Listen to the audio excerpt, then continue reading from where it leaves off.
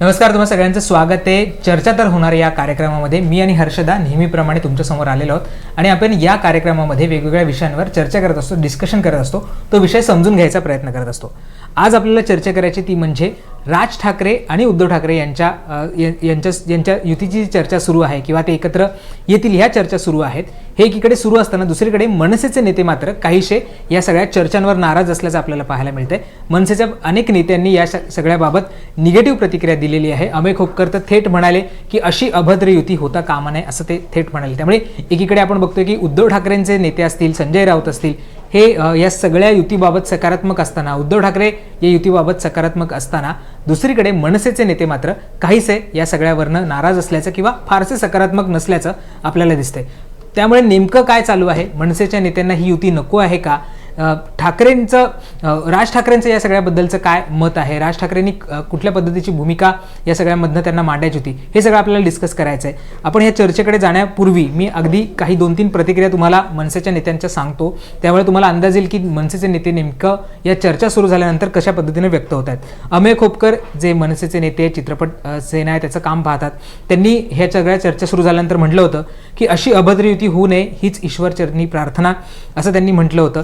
त्याचबरोबर संदीप देशपांडे जे मुंबईचे अध्यक्ष सुद्धा आहेत मनसेचे, त्यांनी सुद्धा असं म्हटलं होतं की महाराष्ट्रासाठी एकत्र येणं म्हणजे निवडणुकीसाठीच एकत्र यायला पाहिजे असं नाही. महाराष्ट्राच्या हिताच्या मुद्द्यापुरतं सुद्धा एकत्र येता येऊ शकतं. जसं तामिळनाडूमध्ये कावेरीच्या मुद्द्यावर तामिळ पक्ष एकत्र येतात, तसं मराठी पक्षांनी यायला काय हरकत आहे?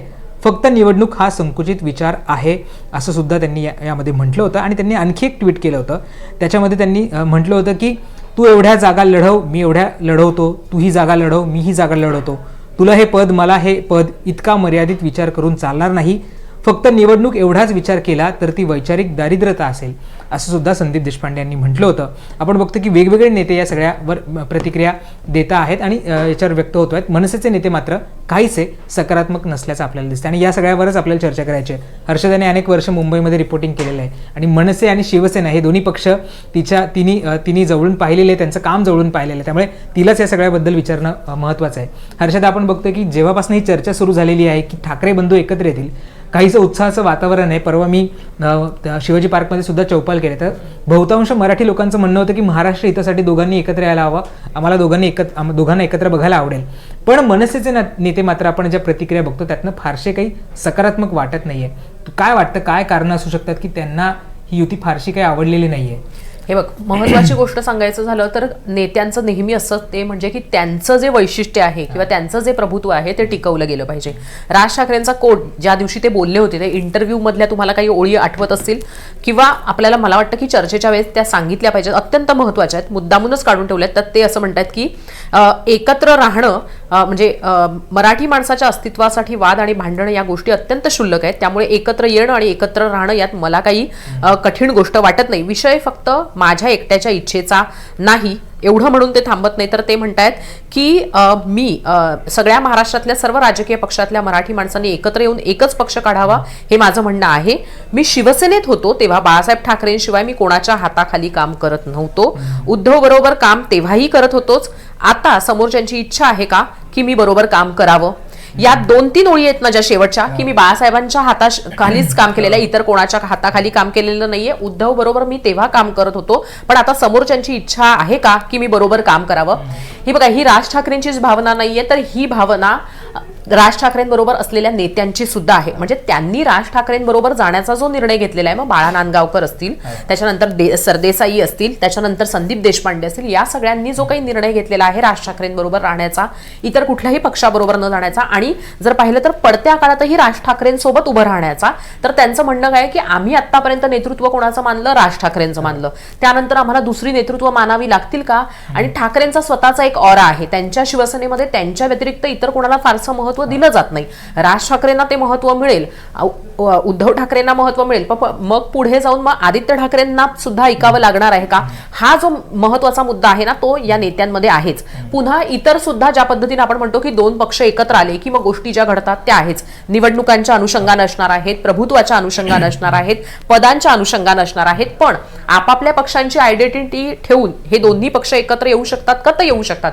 मग त्याच्यातली मेघ कुठली आहे? त्याच्यामध्ये आपण पाहिलंय की महाविकास आघाडीमध्ये पाहिलंय, महायुतीमध्ये सुद्धा पाहतोय की जेव्हा 2-3 पक्ष एकत्र असतात खटके हे उडतात आणि मग आता आम्ही सन्मानानं जर वेगवेगळे असू तर मग एकत्र येण्याची गरज आहे का आणि एकत्र आल्यानंतर तो सन्मान कायम राहणार आहे का आमचा, हा एक महत्वाचा मुद्दा आहे. आणि जर पाहिलं तर ते ठाकरे आहेत आणि म्हणून ठाकरेंबरोबर राहणं याहीपेक्षा आम्ही राज ठाकरेंबरोबर राहिलेलो आहोत आणि त्यामुळे आमच्या नेत्याचा सन्मान केला जाणार आहे का, ही त्यातली एक महत्वाची भूमिका राहणारच आहे. कारण जर तू प्रतिक्रिया बघितल्यास तर त्यांच्या अशाही आहेत ते म्हणजे की राज ठाकरेंना सन्मानानं मातोश्रीवर बोलावलं जाईल का, घेतलं जाईल का, ह्या ज्या भावना आहेत त्या कुठेतरी तेव्हा राज ठाकरे दुखावले गेले होते. ती जी सल आहे ती या नेत्यांच्या मनात आहेत.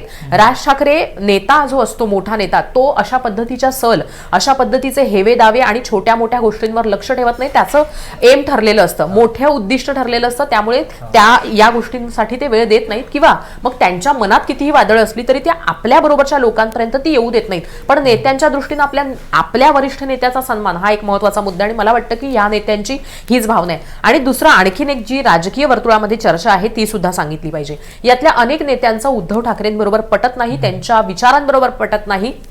उद्धव ठाकरेंकडनं जी वागणूक दिली जाते त्याच्यावर अनेकांचा आक्षेप आहे. आता हे बघा, हे आपलं नाही, राजकीय वर्तुळामध्ये जी चर्चा आहे ती आपण सांगतो आहोत. आणि दुसरा महत्वाचा मुद्दा आहे ते म्हणजे ही खरोखर जसं राज ठाकरे सन्मानानं वागवतात तशा पद्धतीने उद्धव ठाकरेंकडनं मनसेच्या नेत्यांबरोबर होणार आहे का, हा देखील एक महत्वाचा मुद्दा राहील.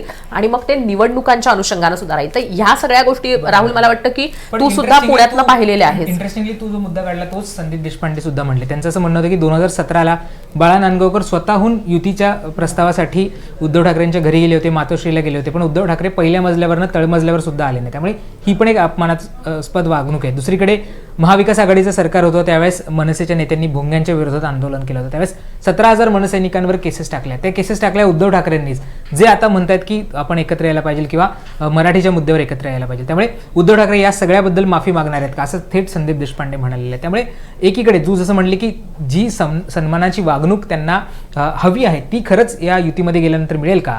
कारण त्याचं एक कारण म्हणजे संजय राऊत यांनी आज जरी ते सकारात्मक राज ठाकरेंबद्दल बोलत असले तरी सुद्धा याच्या आधी ते राज ठाकरेंवर जहरी टीका करायचे. म्हणजे मला आठवतंय की ही जी मुलाखत आली ती साधारण 10-11 वाजल्यानंतर ह्या मुलाखतीबद्दल चर्चा व्हायला सुरुवात झाली, तिथे लोक बोलायला लागले. पण त्याच्या आधी जी संजय राऊतांची प्रेस झाली होती त्या दिवशीची, त्यावेळेस ते असं म्हणाले होते की शिंदे जेव्हा राज ठाकरेंना भेटायला त्यावेळेला की तिथे कॅफे आहे, म्हणजे शिवाजी पार्कवरचा कॅफे आहे आणि त्या कॅफेमध्ये काहीतरी चर्चा व्हायला हवी ना, तिथे काहीतरी घडामोड व्हायला हवी होती, म्हणून ते शिंदे तिकडे गेले. म्हणजे दुपारच्या आधी संजय राऊत वेगळं बोलत होते आणि जेव्हा ह्या चर्चा सगळ्या सुरू झाल्या युतीच्या त्यानंतर त्या पत्रकार परिषदेला पण मी गेलो होतो, त्यावेळेस इतकं काय म्हणतो पॉझिटिव्हली त्या सगळ्या युतीकडे राज ठाकरेंच्या त्या मुलाखतीकडे बघत होते. त्यामुळे अर्थातच त्यांचं म्हणणं की याआधी मनसेच्या नेत्यांचं हेच म्हणणं आहे की याआधी जी टीका झाली आहे शिवसेनेच्या नेत्यांकडनं त्याचं काय करायचं, तो सन्मान भरून निघणार आहे का, ती जो अपमान आहे तो भरून निघणार आहे का, हा सुद्धा मुद्दा आहे. आणि अर्थात निवडणुकीचा मुद्दा आहेच आहे, कारण इच्छुक प्रत्येक निवडणुकीत असतात, महापालिकेची निवडणुकी, त्यामुळे मनसेचे अनेक जे नगरसेवक आहेत ते याच्या आधी तयारी करत असतील आणि अशा वेळी जर निवडणुकीच्या तोंडावर युती झाली तर मग एखाद्याचा पत्ता कट होण्याची शक्यता आहे, एखाद्याची तयारी केलेली असताना त्याला माघार घ्यावी लागू शकते. त्यामुळे सुद्धा हा एक मुद्दा. आणि अर्थात आता आपण बघितलं तर जी सातत्याने टीका उद्धव ठाकरेंकडे होते की तुम्ही हिंदुत्व सोडून काँग्रेस सोबत गेला, त्यामुळे ठाकरे जे मानतात ते हिंदुत्व आणि जे राज ठाकरेंनी गेल्या काही काळापूर्वी स्वीकारलेलं हिंदुत्व आहे, प्रखर हिंदुत्व आहे, त्यांना हिंदू जननायक म्हटलं गेलं होतं, त्याची सांगड घातली जाणार आहे का. म्हणजे मराठी हा मुद्दा आहेच आहे, पण हिंदुत्वाची सांगड खरंच या दोघांमध्ये घातली जाईल का, असा सुद्धा प्रश्न कदाचित मनसेच्या नेत्यांच्या मनामध्ये असू शकतो. त्यामुळे कदाचित हे स्टेटमेंट्स करत असतील. पण इंटरेस्टिंगली हर्षदा अगदी पुढच्या मुद्द्याकडे जातो, म्हणजे राज ठाकरेंनी आज थेट आदेश दिलेले आहेत की मी येईपर्यंत याच्यावर चर्चा करायची नाही. त्यामुळे एकीकडे आपण बघतो की निगेटिव्ह जरी त्यांचे नेते बोलत असले तरी राज ठाकरेंनी आता याच्यावर बोलायचंच नाही असं सांगितलं. त्यामुळे काय राज ठाकरेंच्या मनात काय कसं म्हणायचं आपण, कारण एकीकडे राज ठाकरे थेट स्पष्टीकरण देत असतात कुठल्या गोष्टीचं, पण यावेळेस ते जरा सबुरीचा सल्ला देतात. नाही, राज ठाकरेंकडनं नेहमीच सबुरीचा सल्ला राहिलेला आहे. ते अनेकदा माझी भूमिका मी योग्य वेळी व्यक्त करीन असं सांगत राहतात, पण यावेळेस त्यांनी पहिल्यांदा अशा पद्धतीनं नेत्यांना सांगितलंय ते म्हणजे की हा संवेदनशील विषय आहे, त्यामुळे फक्त नेते नाही तर पदाधिकारी आणि कार्यकर्त्यांना सुद्धा हे आदेश असल्याचं अगदी थोड्या वेळापूर्वी प्रकाश महाजनांची एक इंटरव्ह्यू आपण पाहिला होता, तर त्याच्यामध्ये ते म्हटले होते. महत्वाचा मुद्दा आहे ते म्हणजे की राज ठाकरेंना असं वाटतं की याच्यामध्ये कुठल्याही पद्धतीनं गोंधळ होऊ नये किंवा ह्याच्यामध्ये गुंतागुंत अधिक वाढू नये. जे आहे जसं आहे तसं राहायला पाहिजे. म्हणजे पुढे वर्कआउट झालं तरी किंवा नाही झालं तरी गोष्टी खराब व्हायला नकोत, बिघडायला नकोत, याची काळजी राज ठाकरेंकडनं घेतली जाते असं म्हणायला हरकत नाही. आणि महत्वाचं आहे ते म्हणजे की ज्या पद्धतीनं जर आपण पाहिलं असेल तर संदीप देशपांडे असतील आणि त्यांच्या बरोबरचे इतर नेते असतील, पण त्यात सर्वाधिक संदीप देशपांडे ज्या पद्धतीनं बोलतायत यातनं एकातनं एक गोष्ट वाढून म्हणजे वाढत जाऊ शकते.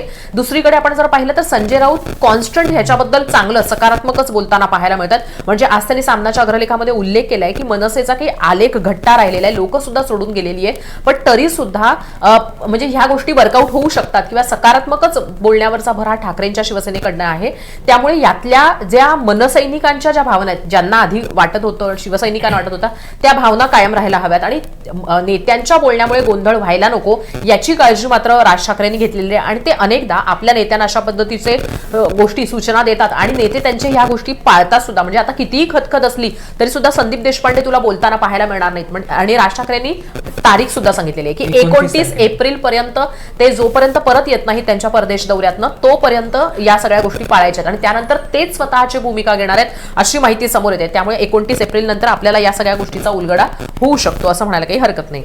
बरोबर आहे. आणि 29 एप्रिल नंतर जेव्हा राज ठाकरे भारतात येतील आणि त्यानंतर त्यांची भूमिका मांडतील त्यावेळेस ते काय म्हणतात हे पाहणं महत्त्वाचं असणार आहे. कारण जी मुलाखत झाली होती ती सुद्धा माहिती कळते की ती आधी शूट झाली होती काही आणि त्यानंतर ती रिलीज झालेली आहे. त्यामुळे नेमके राज ठाकरेंचे संदर्भ काय होते, राज ठाकरेंना खरंच युती हवी आहे का, राज ठाकरेंच्या जो प्रश्न विचारण्यात आला होता त्या प्रश्नाकडे त्यांनी कशा पद्धतीनं बघितलं होतं, त्यांचा म्हणण्याचा नेमका अर्थ काय होता आणि माध्यमांनी किंवा इतर लोक शिवसेनेने तो कशा पद्धतीने घेतलाय हे सुद्धा पाहणं महत्त्वाचं असणार आहे. पण सध्याच्या आपण ज्या प्रतिक्रिया बघितल्या, ज्या आम्ही तुमच्यापर्यंत पोहोचल्या, त्यामध्ये मनसेचे नेते मात्र फारसे या युतीकडे सकारात्मक नसल्याचं आपल्याला दिसून आलं. पण मात्र शिवसेनेचे म्हणजे उद्धव ठाकरेंच्या पक्षाचे नेते मात्र अत्यंत सकारात्मक या सगळ्याकडे बघताना आपल्याला सगळेच नसतील कदाचित पण संजय राऊत हे त्यांचे स्पोक्स पर्सन आहेत, महत्त्वाचे नेते, त्यामुळे ते तरी सकारात्मक या सगळ्या गोष्टींकडे बोलताना आपल्याला पाहायला मिळतात. अर्थात बघणं महत्त्वाचं असेल की पुढच्या काळामध्ये ते कशी भूमिका घेतात. पण एका अर्थाने हर्षदा उद्धव ठाकरेंसाठीच ही खरं तर फायद्याची गोष्ट आहे. कारण जी मतांचं विभाजन बीएमसीच्या निवडणुकीमध्ये राज ठाकरेंमुळे होऊ शकलं असतं ते कदाचित ह्यामुळे टळू शकेल आणि पुन्हा एकदा जी सत्ता आहे बीएमसीची ती शिवसेनेकडे उद्धव ठाकरेंकडे राहण्यासाठी मदत होऊ शकेल. त्यामुळे कदाचित शिवसेना जास्त आग्रही असू शकते राज ठाकरेंपेक्षा. पण अर्थात 29 तारखेला राज ठाकरे जेव्हा येतील, कदाचित प्रेस कॉन्फरन्स येतील किंवा त्यांचं स्टेटमेंट्स रिलीज करतील, त्यानंतर मात्र ही खरंच युती होतीये का, ठाकरे बंधू पुन्हा एकदा एकत्र पाहायला मिळतील का, हे आपल्याला स्पष्ट होऊ शकणार आहे. त्यामुळे या सगळ्याकडे सुद्धा आमचं लक्ष असेल. दरम्यानच्या काळामध्ये काय घडामोडी घडत आहेत त्याच्याकडे सुद्धा आमचं लक्ष असेल.